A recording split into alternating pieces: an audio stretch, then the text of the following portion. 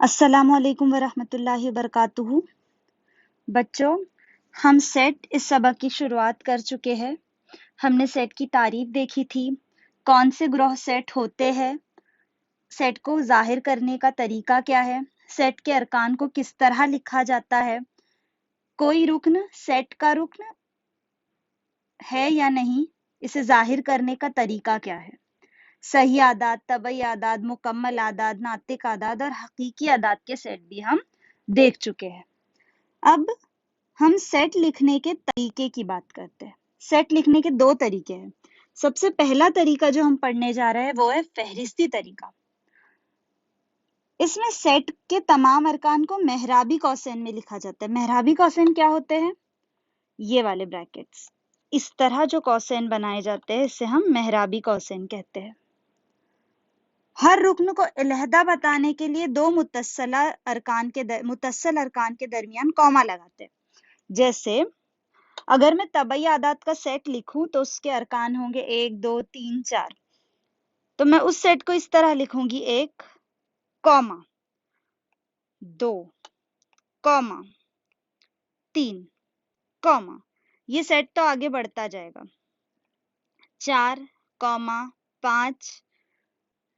یہاں ہم نے دو متصل ارکان یعنی 1 اور 2 کو سپریٹ کرنے کے لیے ان کے درمیان کیا استعمال کیا ہے؟ کوما۔ اور یہاں ارکان کی ترتیب کی بھی اہمیت نہیں ہوتی۔ جیسے اگر میں طبعی اعداد کا سیٹ اگر اس طرح لکھوں 3 4 1 2 7، تو یہ بھی سیٹ صحیح ہے، لیکن تمام ارکان کو ظاہر کرنا ضروری ہے میرے سامنے۔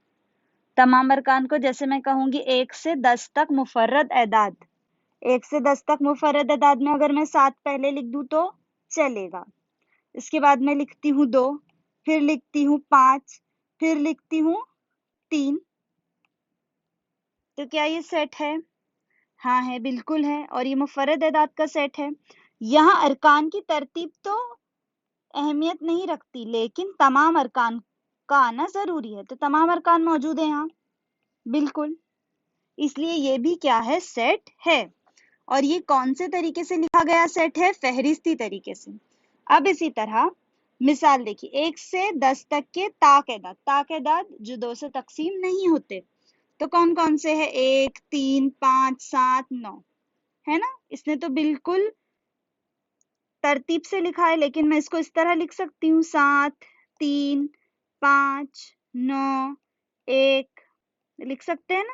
کیوں؟ کیونکہ ارکان کی ترتیب ضروری نہیں ہوتی، وہ اہمیت نہیں رکھتی۔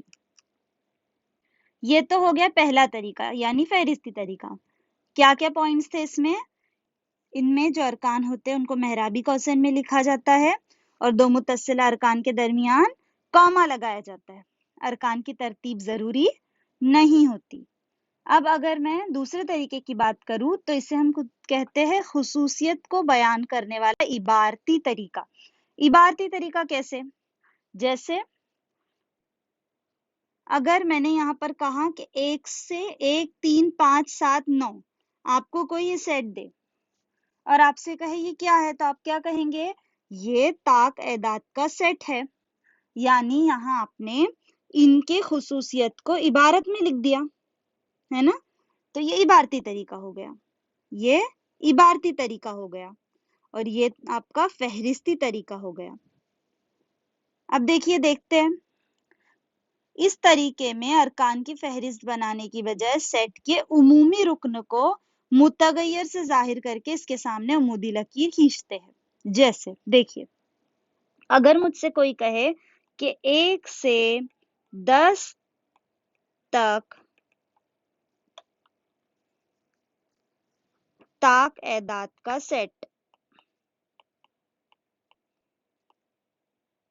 ہے نا، 1 سے 10 تک طاق اعداد، اسے ہم کس طرح لکھیں گے؟ جیسے اگر وہ سیٹ اے ہے تو یہ سیٹ اے اس طرح ہے، ایکس اس طرح ہے، ایکس ایک متغیر سے ظاہر کر رہے ہیں ہم، اور ایکس کس طرح ہے کہ یہ کوئی تو طاق عدد ہے، لیکن کس کے درمیان ہے؟ 1 سے 10 کے درمیان، تو ایکس کیا ہے؟ ایک طاق عدد ہے، ایکس ایک ताक अदद है, लेकिन x क्या है, किसके दरमियान है, 1 से 10 के दरमियान। तो x जो है वो 1 से बड़ा है और 10 से छोटा है। कितना आसान है जाहिर करना। हम क्या लिखेंगे, उसकी खुसूसियत लिखेंगे और यहाँ पे हम उसके हुदूद लिखेंगे, है ना। कितना आसान है।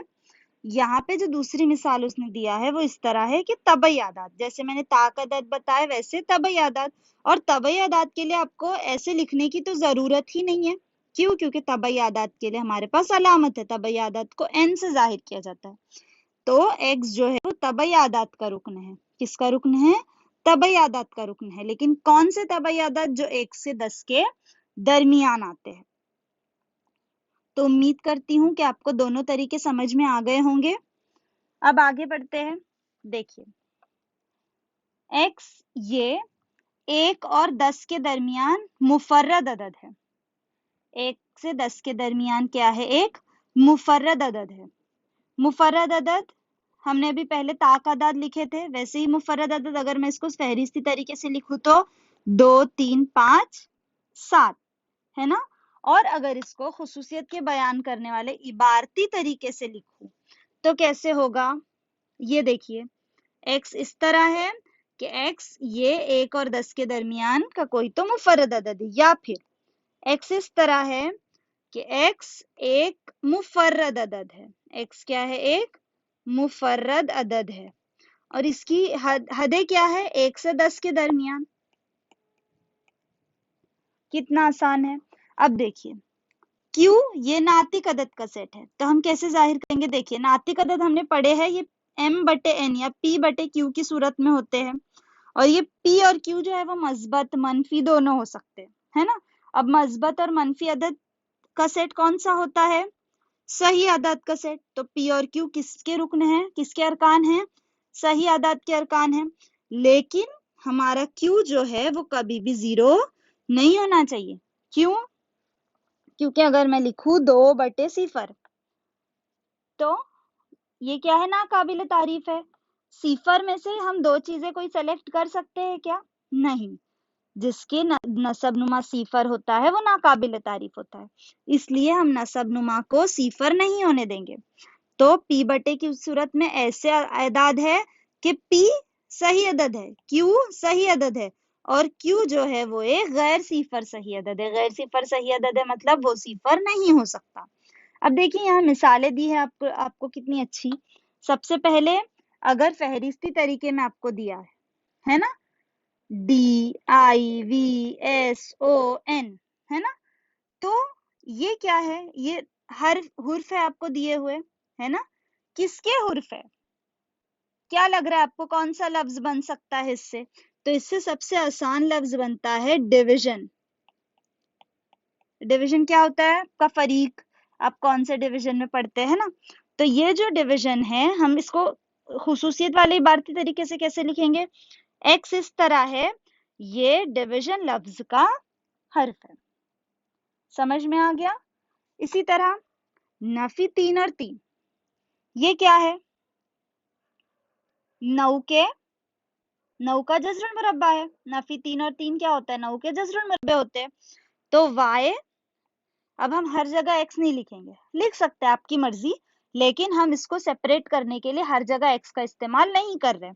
जैसे y इस तरह है कि y जो है वो 9 का जज़रुल मुरब्बा है, तो y एक ऐसा अदद है जो कि 9 का जज़रुल मुरब्बा है। आप इबारती सूरत में भी लिख सकते हैं कि y एक ऐसा अदद है जो 9 का जज़रुल मुरब्बा है। इसी तरह 5, 10, 15, 20, 25, ये क्या है? 5 के ज़ाफ है ना। 5, 10, 5 का 5, 5 दूनी 10, 5 तिया 15, 5 चौक 20, 5 5 25, ये 5 के ज़ाफ है। लेकिन 25 के बाद कौन सा ज़ाफ आता है? 30। तो ये 30 से छोटे है, 30 से छोटे है, लेकिन मनफी है क्या? नहीं। तो ये 30 से छोटे है लेकिन मनफी नहीं है, इसलिए तबई अदद के ज़ाफ है। जैसे 1, 2, 3, 4, 5 है ना, ये सारे तबई अदद है। तो 5 के ज़ाफ 3 से छोटा तबई अदद, 3 से छोटे तबई अदद है। तबई अदद कहाँ से शुरू होते हैं? 1 से। اس لیے اس میں منفی والے اعداد شامل نہیں ہیں. تو دیکھیے 5 10 15 20 25 یہ 5 کے ضعف ہے اور کیسے ہے 30 سے چھوٹے طبعی عدد ہے. آپ کو یہ سمجھ میں آ گیا جو تشریحی مثال اس نے دی تھی. اب اگلا دیکھیے یہاں اس نے ہمیں خالی جگہ پر کرنے کے لیے کہا ہے. مثال ہے ذیل کی جدول کی خالی جگہوں کو پر کر کے جدول مکمل کیجیے. یہاں سب سے پہلا ہے ایکس، یہ 15 سے چھوٹا جفت طبعی عدد ہے. دیکھیے 15 سے چھوٹا ہونا چاہیے جفت اور طبعی عدد. طبعی عدد کی شروعات 1 سے ہوتی ہے نا، اور یہ جفت ہونا چاہیے. جفت عدد کہاں سے شروع ہوتے ہیں؟ 2 سے. 2 4 6 8 ہے نا، اور یہ کہاں تک ہونے چاہیے؟ 15 سے چھوٹے مطلب 14 تک. تو 2 سے 14 تک کے تمام جفت اعداد اس میں شامل ہیں، جیسے 2 4 6 8 10 12 اور 14. اگلا دیکھیے ایکس، یہ 1 سے 20 کے درمیان کامل مربع. کامل مربع عدد وہ ہوتا ہے جو کسی عدد کا مربع ہو. جیسے یہ کہاں سے شروع ہو رہا ہے؟ 1 سے. 1 کسی کا مربع ہے کیا؟ بالکل ہے. 1 کا مربع ہے تو یہ بھی کامل مربع عدد میں شامل ہوگا. اگلا 2 کا مربع کیا ہوتا ہے؟ 4. 3 کا 9. 4 کا 16. اب 5 کا مربع ہوتا ہے 25. وہ 20 سے بڑا ہو جائے گا اس لیے اسے ہم شامل نہیں کریں گے. تو یہاں سیٹ بی میں کون کون سے ارکان آئیں گے؟ 1 4 9 اور 16. اگلا اے ای آئی او you. A E I O you کیا ہے؟ واول. واولز کو ہم اردو میں کہتے ہیں حروف علت. کیا کہتے ہیں؟ حروف علت. یعنی سی جو ہے وہ ایکس اس طرح ہے، ایکس ایک حروف علت ہے نا. اگلا وائی، یہ قوس قزح کا ایک رنگ ہے. قوس قزح کے رنگ کیسے یاد رکھتے ہیں ہم؟ وب کیور. اس میں سب سے پہلا آتا ہے وائلٹ. وائلٹ کو کیا کہتے ہیں؟ بنفشی. کیا کہتے ہیں؟ بنفشی. اس کے بعد آتا ہے انڈیگو. انڈیگو یعنی جامنی. اس کے بعد ہے بلو. بلو یعنی نیلا. اگلا ہے گرین یعنی ہرا. اس کے بعد یلو یعنی پیلا. اورنج یعنی نارنگی. پھر سب سے آخر میں ہے لال. اسے آپ کسی بھی ترتیب میں لکھ سکتے ہیں، چاہے تو آپ لال سے شروعات کریں اور بنفشی پر ختم کریں، یا بنفشی سے شروعات کر کے لال پر ختم کریں. اگلا ہے ایکس، یہ صحیح عدد اس طرح ہے کہ نفی 3 اور 3 کے درمیان ہے. سارے صحیح اعداد جو نفی 3 اور 3 کے درمیان ہے، لیکن نفی 3 اور 3 شامل ہوگی کیا؟ نہیں. کیوں نہیں؟ کیونکہ یہ جو علامت ہے یہ چھوٹے اور بڑے کی علامت ہے. مطلب ایکس یا تو نفی 3 سے بڑا ہونا چاہیے یا پھر 3 سے چھوٹا ہونا چاہیے. برابر ہے کیا؟ اس طرح ہوتی ہے. اگر برابر ہمیں شامل کرنا ہے تو وہ علامت اس طرح ہوگی. یہاں برابر شامل نہیں ہے، اس لیے ہمیں 3 سے چھوٹا اور نفی 3 سے بڑا لینا ہے. نفی 3 کے بعد کیا آتا ہے؟ نفی 2، پھر نفی 1، پھر صفر. 1 2. اگلا 1 8 27 64 125. یہ سب کیا ہے؟ جیسے کامل مربع تھے نا ویسے ہی یہ مکب ہے. کیا ہے یہ؟ مکب ہے. کس کے مکب ہے؟ 1 1 کا مکب ہے. 8 2 کا مکب ہے. 27 3 کا مکب ہے. 64 4 کا مکب ہے. 125 5 کا مکب ہے. تو دیکھیے یہاں جو ہے ایم، یہ کس طرح کا سیٹ ہوگا؟ جہاں پہ مکب ہے اعداد ہے نا، تو ایکس اس طرح ہے. ایکس جو ہے وہ کیا ہے؟ کس کے درمیان ہے؟ 1 سے 5 کے یہ جو ہے 1 سے شروعات ہوتی ہے اور 125 یعنی 130 سے چھوٹا ہے نا. تو یہ 1 سے کہاں تک ہے؟ 125 کے درمیان کامل، جیسے مربع تھے ویسے مکعب عدد ہے۔ سمجھ میں آ گیا ہوگا؟ اب جو اگلی ایکسرسائز ہے 1.1 وہ ہم اگلے لیکچر میں شروع کریں گے۔